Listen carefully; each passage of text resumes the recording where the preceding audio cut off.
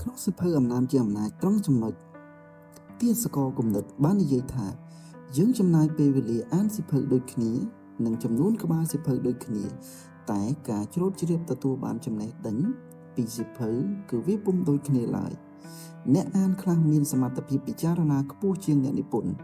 គំនិតអ្នកនិពន្ធខ្លះគឺជាគំនិតសាមញ្ញតែបើកម្រិតសមត្ថភាពនៃអ្នកអានខ្ពស់វានឹងធ្វើឲ្យគំនិតសាមញ្ញផ្គុំ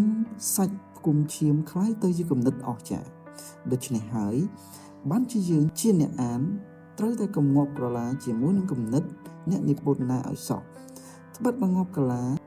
គឺស្មើនឹងងាប់បញ្ញាហើយបើងាប់បញ្ញាគឺស្មើនឹងคล้ายទៅជាកញ្ចក់នៃគំនិតអ្នកនិពន្ធអ្នកខ្សត់នៅការពិចារណាច្រើនតែធ្លាក់ខ្លួនក្នុងទេសភាពនៃគំនិតអរិយាបថបែបនេះ